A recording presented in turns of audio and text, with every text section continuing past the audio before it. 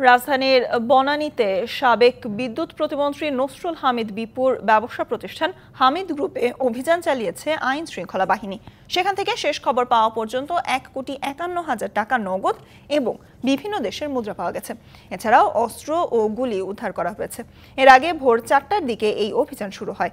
অভিযানে উপস্থিত ছিলেন যুব ও ক্রীড়া মন্ত্রণালয়, শ্রম ও কর্মসংস্থান মন্ত্রণালয়ের উপদেষ্টা আসিফ মাহমুদ সজীব ভূঁইয়া, বৈষম্য বিরোধী ছাত্র আন্দোলনের 2 সমন্বয়ক সার্জিস আলম ও হাসনাত আব্দুল্লাহ এবং গণ অধিকার পরিষদের সভাপতি নুরুল হক নূর।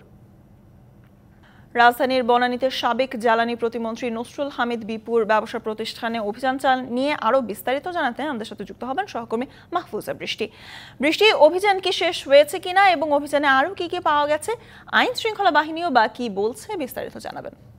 ধন্যবাদ স্বর্ণা। আসলে আপনি সব তথ্য দিয়েছেন যে এখানে কালকে রাত থেকে যেমন অভিযান চালিয়েছিল, কি কি পেয়েছে সেটা হচ্ছে যে বিস্তারিত শুনছিলাম, আপনি বলছিলেন। তবে এই মুহূর্তে এখানে হচ্ছে যে অভিযান শেষ হয়ে গেছে। অভিযান শেষে এখানে যারা আছেন আইন শৃঙ্খলা বাহিনী এবং এই যে হামিদ গ্রুপের এই কর্মরত 2-1 যারা আছেন তারা কিন্তু সবকিছু বুঝে নিচ্ছেন ঠিকঠাক করে যে কি কি পাওয়া গেল আর কি পাওয়া গেল না। নগদ টাকার কথাটা তো আমরা সকলেই জেনেছি যে এরই মধ্যে 1,51,300 টাকা পাওয়া গিয়েছে।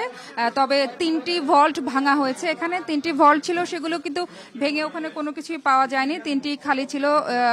যতটা কালকে থেকে কিন্তু বৈষম্য বিরোধী ছাত্র আন্দোলন সমন্বয়করা বলছিলেন যে হয়তোবা তারা আগাম তথ্য দিয়ে দেওয়ার কারণে জিনিসপত্র এখান থেকে সরিয়ে নেওয়া হয়েছে, এ ধরনের কথা বলছেন। তা কিন্তু যারা আছেন এখানে কর্মরত, দায়িত্ব পালনে আছেন একজন, তিনি বলছেন যে একটা প্রতিষ্ঠান চালাতে গেলে ন্যূনতম এই পরিমাণ টাকা একটা এত বড় একটা ইন্ডাস্ট্রিতে থাকতেই পারে, সেই জায়গাটা কিন্তু অন্য বিষয়, সেটা খতিয়ে দেখার বিষয়।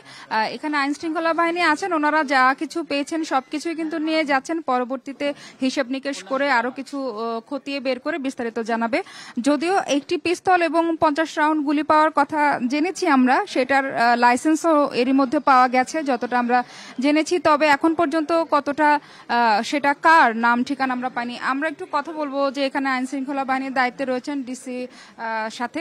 আপনি যদি একটু জানাতেন যে যত কিছু পাওয়া গেল এর একটু, আমরা লাইভে আছি, যদি আপনার একটা মূল্যবান কমেন্টস যদি দিতেন যে অভিযানে আপনারা কি দায়িত্ব। আমাদের কার্যক্রম শেষ, এখন সবাই চলে যাচ্ছি, পরে আইনগত ব্যবস্থা পরে আপনারা জানতে পারবেন। স্বর্ণা, শুনছিলেন যে আসলে কালকে রাত থেকেই অভিযান চালানো হচ্ছে, রাত থেকে এই পর্যন্ত অভিযান চালিয়ে মাত্র শেষ হলো। এখন তারা সমস্ত কিছু নিয়ে যাচ্ছেন, বিস্তারিত তারা প্রেস ব্রিফিং এর মাধ্যমে জানিয়ে দিবেন। সহকর্মী মাহফুজা বৃষ্টির মাধ্যমে আমরা জানছিলাম নসরুল হামিদ বিপুর ব্যবসা প্রতিষ্ঠানে অভিযান নিয়ে সর্বশেষ।